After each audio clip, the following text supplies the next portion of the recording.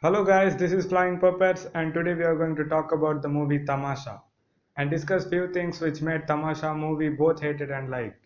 Actually, I didn't think it was that great when I first watched the movie with my friends who got really bored of it. I had seen the trailer and initially I thought it was serving its purpose as a rom-com. But last part of the movie got me. So I watched it again after some time and here is what I think. So this movie is about a person's change from being a society's expectation to what he actually is. These kind of stories have come before, but for me this was far more intense because here he has already changed so much listening to the society that now he completely believes that he wasn't what he thought he was. So it's more of a fight with himself rather than the society. The one reason why many people didn't understand the movie is because it was a character driven movie. Most of the Indian movies are plot driven. The story is more important. It doesn't concentrate only on what a character is feeling. It's more about what's happening around the character. We also don't see any character change or development in mainstream movies. A lead character doesn't become a hero. He is already a hero as soon as he makes his entry. But Tamasha, the whole movie was solely about what Ved was feeling. It wasn't their love story, it wasn't their surroundings, wasn't even about Ved becoming a storyteller. It was about his emotional journey towards becoming a person what he actually is. That's his mental change what makes most of the story. These kind of movies usually needs more attention and people aren't familiar with this. But here Imtiaz Ali takes a step further and uses the screenplay to make the character change as a plot point, making it even more complex for the typical Indian movie lovers. Let me explain. How do we see the progression in a story of a movie? The circumstances affect the character. Like a goon enters in a perfect life of a hero and then he has to fight. Or the hero looks at a girl, falls in love, and then he tries to win her. His surroundings change and then the character has to take a step to solve it. Now this change in surroundings leads to what's called as the plot point. As in this movie, in the beginning Ved is shown as a cool character in Corsica, and then he is suddenly shown as a person living a mediocre life in India. But in here, they don't show the reason for the character change at first. They just tell the audience that the character is like this right now. And this new character itself is the plot point in the movie. Rather than the surroundings affecting the character change affects the surroundings.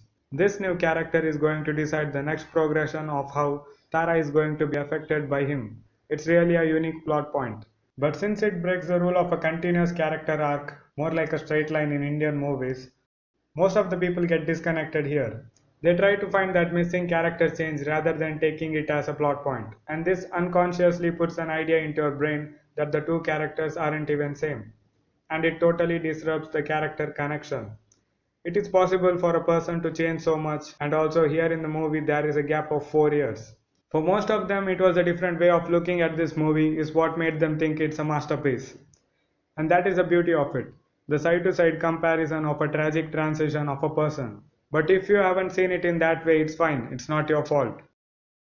I think it was masterfully written. I had missed so many little things, like where he starts saying random shit in between the talk, but still no one reacts, because no one is listening. Now think what would be the worst thing for a storyteller? A crowd who isn't listening to him. And that's exactly the life he is living.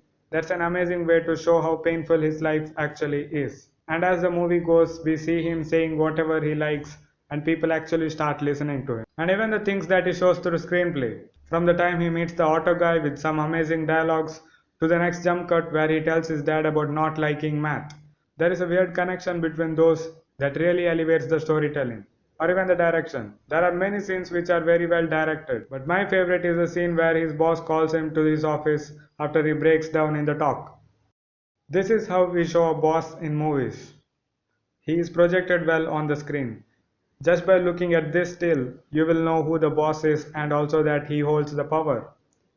But as the scene goes, the camera starts to pan right, with few cuts in between.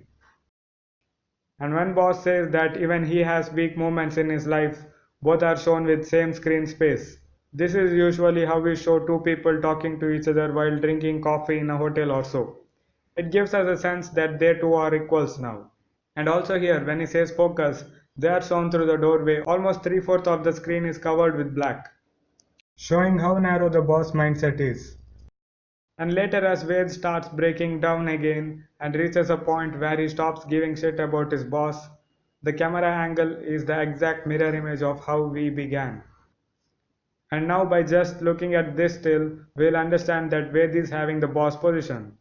Our brain unconsciously takes more information from a scene than we consciously do.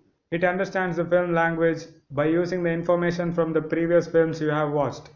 And this is how the directors affect your mind and try to enhance your experience just by using the staging and camera movements. And coming to the story part, one of the things the movie tries to explore but doesn't talk too much about is fear. When we were kids, we try a lot of new things, we have fun, and sometimes we get hurt, and that's where fear comes in. It tells us not to do it again just because it has a risk of getting hurt, and it completely neglects the joy we find in it. And as we grow up, we start listening to fear so much that it stops us from doing everything that has even a little amount of risk in it. It might also be a thing that you love or a thing that defines you. We start considering fear as our friend rather than facing it because you think it saves us from getting hurt. And since most of us face the same kind of fears from the society, we end up being the same product as the majority, a mediocre. Fear is important. It sometimes makes you work harder, but fear to stop you from exploring the world in the way you need it, it's self-destructive. That's what we find in this movie. The main change the character goes through is the way he treats fear. It has a lot of good messages, and it's something we all face, trying to fit in someone else's shoe. We are born to take risks. Getting hurt is just another lesson, and fear is just a warning. It's not the ideas given by the society that stops you, it's you believing that those ideas are true what stops you. And I have watched this movie many times since then, and it surely is one of my favorites. And yeah, far ahead of its time. If you haven't watched it, it surely is worth a try. Thank you guys for watching the video. For more such videos, subscribe to our channel.